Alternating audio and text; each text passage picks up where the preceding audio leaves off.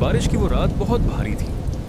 आकाश अपने किराए के छोटे से कमरे में अकेला रहता था। कमरा पुराना था, सीलन भरी दीवारें, जगह जगह से झरता प्लास्टर और छत पर जालों के बीच उभरी दरारें। बाहर बारिश लगातार गिर रही थी, जैसे आसमान किसी गलती की सजा भुगत रहा हो। रात के करीब 1:40 आकाश की नींद अचानक टूट गई। खर्र खर्र।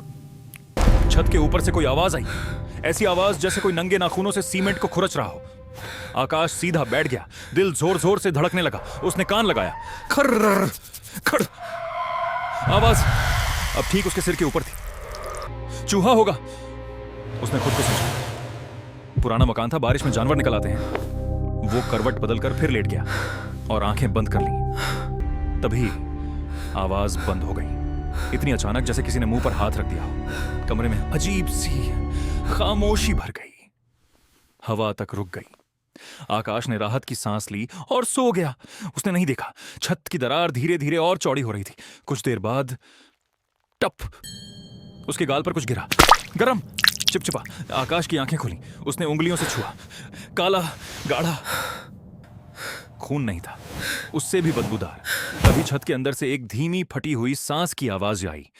सो गए। आकाश की रीढ़ में ठंड दौड़ गई। वो उठना चाहता था, लेकिन शरीर ने साथ नहीं दिया। छत की दरार से एक उंगली बाहर निकली, फिर दूसरी, फिर एक हाथ। हाथ नहीं, मांस से लिपटी हुई हड्डी। छत फटी और वो चीज उल्टी लटकती हुई नीचे उतरी। उसका धड़ इंसान जैसा था, लेकिन पेट उल्टा और मुंह छाती के बीच में। मुंह खुला हुआ, दांत नहीं, नुकीली हड्डियां। वो चीज सीधे आकाश के मुंह के ऊपर झुकी। जब तुम जागते हो, मैं इंतजार करता हूं। उसने आकाश की ठुड्डी पकड़ी, उंगलियां बर्फ जैसी ठंडी थीं। जब तुम सोते हो, तब मैं खाता हूं। उसने जीभ पकड़ी, खींचा, छपाक। आकाश की आंखें फट गईं। आवाज नहीं निकली, बस खून। उसका मुंह अब खुला हुआ छेद था। वो चीज उसके पेट पर बैठ गई और नाखूनों से उसकी चमड़ी छीलने लगी, परत दर परत। हर परत के नीचे आकाश जिंदा था। उसकी सांसें चल रही थीं। दर्द इतना था कि बेहोशी नहीं आई। वो चीज उसके सीने के अंदर झुकी और फेफड़ों को अपने मुंह में भर लिया। सांस रुकने लगी, लेकिन मौत नहीं आई। तभी कड़क, छत पूरी तरह टूट गई और वो चीज आकाश को ऊपर खींच ले गई। छत के अंदर वहां अंधेरा नहीं था, वहां दूसरे लोग थे, या जो कभी लोग थे।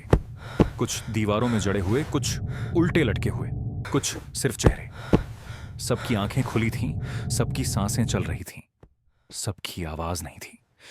वो चीज आकाश को एक खाली जगह पर ले गई और उसे गीले सीमेंट में धकेल दिया। सीमेंट उसके मुंह में भर गया, नाक में भर गया, आंखों पर चढ़ गया। आकाश मर नहीं रहा था, वो दीवार बन रहा था। अगली रात नया किराएदार उसी कमरे में सोया। बारिश हो रही थी। रात के 1:40 बजे खर्र खर्र छत से आवाज आई और उस आवाज में एक नई घुटी हुई सिसकी थी।